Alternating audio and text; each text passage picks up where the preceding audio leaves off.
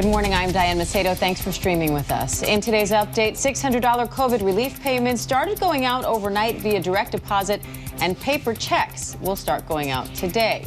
Those payments come after Senate Majority Leader Mitch McConnell blocked two separate attempts from Democratic senators to try to boost the payments up to $2,000. President Trump blasted the move on Twitter, saying that unless Republicans have a death wish, they must approve $2,000 payments ASAP. $600 is not enough. An explosion has killed at least 16 people and injured at least 60 at the Aden airport in southern Yemen.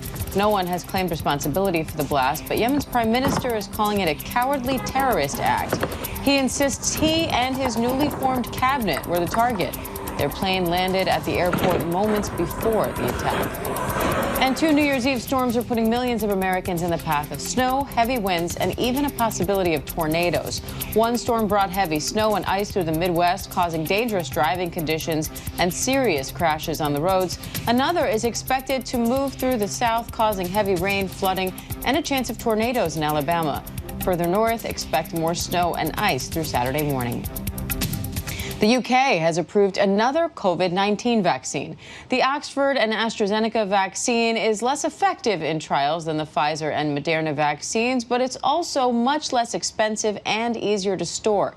Meanwhile, a new strain of the virus first found in the UK has now been detected in the U.S.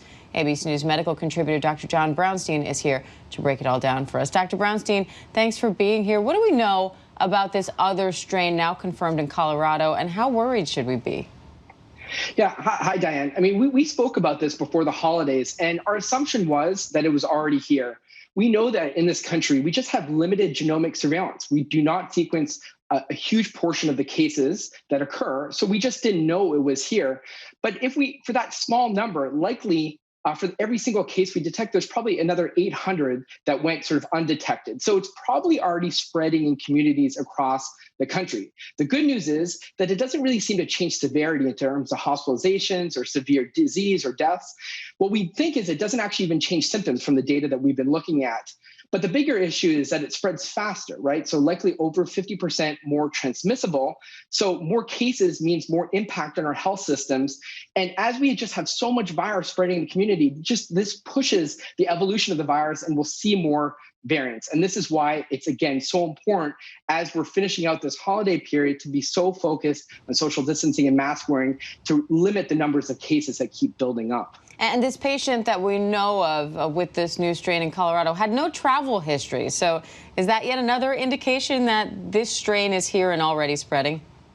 Exactly. So that case did not come from someone who was coming from out of the country. We know we've seen this sequence in many parts of the globe. This person had not traveled. So likely there was community transmission already taking place. And so we're probably missing thousands of cases, if not 10,000s of cases, just because of our limited capacity to identify this new variant. Okay, and so that new variant is said to spread more easily, but it is still, the scientists think at least, the vaccine will still be effective against it. So that's the good news.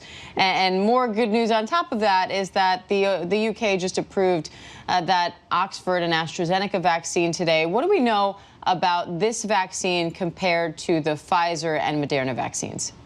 Right. So we always like good vaccine news, and this is more of it out of the UK. The AstraZeneca vaccine is about 70% effective, and they found 0 hospitalizations, severe disease in the vaccine arm. Safety data looks pretty good. One of the problems is it didn't have a lot of data in the 65 and older population, so we still have more to look at in terms of the data, especially here in the US. Also, it's not as good necessarily in terms of efficacy compared to the Moderna and Pfizer vaccine, which are 95% effective. Still a lot of questions in terms of dosing intervals. Some good points about this vaccine is that it's easier to distribute and store because it just requires refrigerator. And AstraZeneca has agreed to sell this vaccine at cost, maybe about $3 to $4 a dose, which means that it could have global impact, right? We're looking at vaccines that could have impact across the globe, have equitable access. This is one of those vaccines. So in the US, though, there's still some active trials that are ongoing. If those work out and the data looks good, that will clearly give the U.S. a third option here. And we heard from James Longman, not only is the cost lower, but the company itself is trying to make sure that this vaccine doesn't only go to developed countries. What is not only the cost factor of the vaccine, the company's efforts to make sure this goes to developing countries, but also the temperature, the fact that they don't have to store it at these super cold temperatures. What does that do for the prospect of actually getting a vaccine of any kind throughout the world?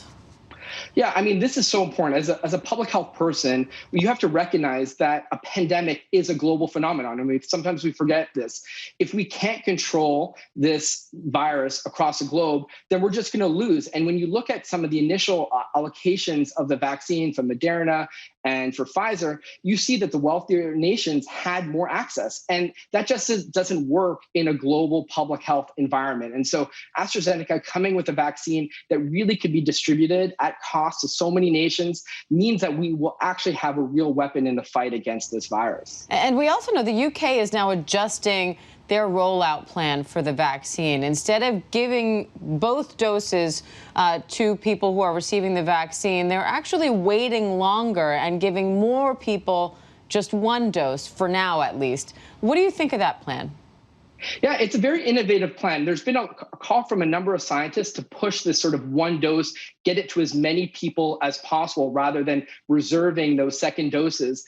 We've seen pretty good protection from that first dose, from 50 to 70%. A lot more data is needed.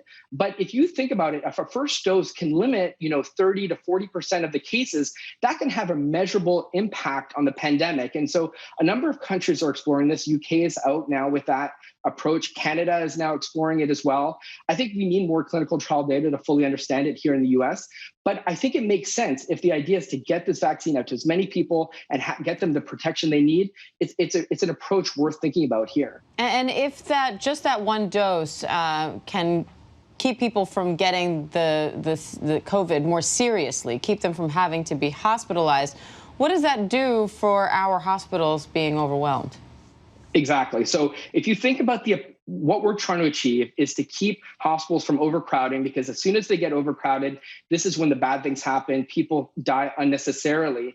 If that first dose can get people that protection from having severe disease, maybe they get a milder course of illness, that can bring us, get that flattening of the curve that we've always been talking about for months.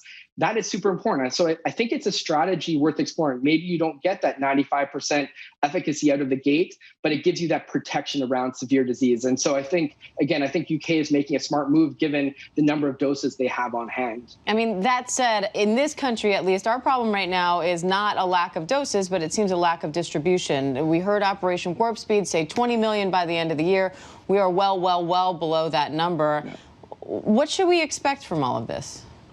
Yeah, it's super disappointing, right? We know that about 11 million doses have been sent around this country, but only just over 2 million have been administered. And we know we were aiming for that 20 million number of people vaccinated by the end of the year. There's, of course, no way that that's going to happen. That deadline is going to pass, and we'll probably get to 20 million in January. And so, at this pace, we'd get to 80% of the U.S. population in years, right? So there's just no way that we can achieve this with the current distribution of the vaccine. We want to be at 10 million vaccines delivered every week.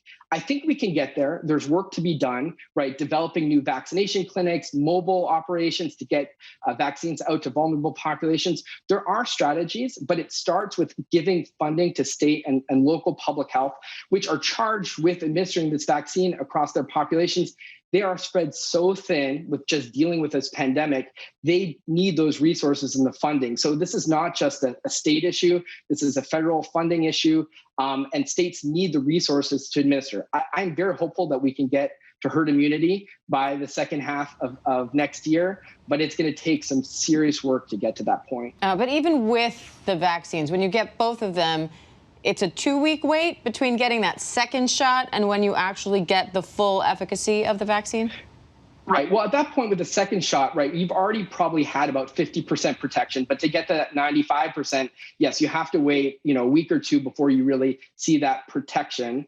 But as you know, even beyond that, what we don't fully understand is virus transmission, right? We know that it protects you against mild or severe illness, but what about that transmissibility? And if the whole name of the game is to reduce numbers of cases and hospitalizations, we're still going to be in a point in time where we still have to wear masks and social distance until we see those numbers of hospitalizations go down And then finally, we can start to live that normal life that we're all looking forward to. Very much looking forward to that. Dr. Brownstein, thank you and Happy New Year. Happy New Year. And Thanks. for your latest science and technology headlines, here's ABC's Kenneth Moten. In today's Tech Bites, Apple suffers a significant legal setback. A federal judge in Florida has thrown out Apple's claim that a security research firm had violated copyright law with its software. That software helps researchers find bugs and other problems in Apple products. The tech giant's next move in the case is unclear.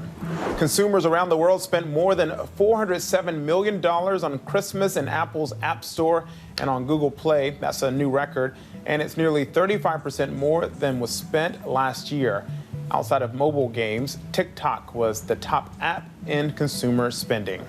Finally, the robots from Boston Dynamics have invaded the dance floor. They're seen getting down to the song Do You Love Me? During the mashed potato and the twist, the performance was done for the company's year-end video. Those are your Tech Bites. Diane, every time we show these robots, why aren't they doing the robot? Back to you. That is a great point, Kenneth Moten. Someone should teach them that they have their own move. Kenneth Moten, thank you. And that does it for this ABC News Live update. I am Diane Macedo. Thanks for joining us. And remember, ABC News Live is here for you all day with the latest news, context, and analysis. Stay safe, everybody. Have a great day. A solemn funeral service for President Gerald Ford, the nation's 38th president, has just ended at the Capitol in Washington, D.C.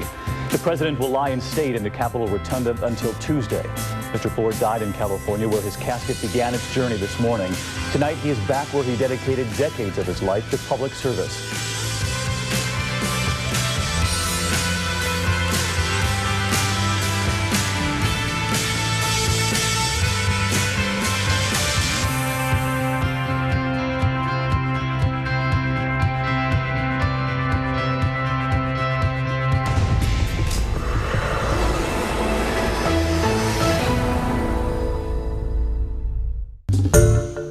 Hi everyone, George Stephanopoulos here. Thanks for checking out the ABC News YouTube channel. If you'd like to get more videos, show highlights, and watch live event coverage, click on the right over here to subscribe to our channel, and don't forget to download the ABC News app for breaking news alerts. Thanks for watching.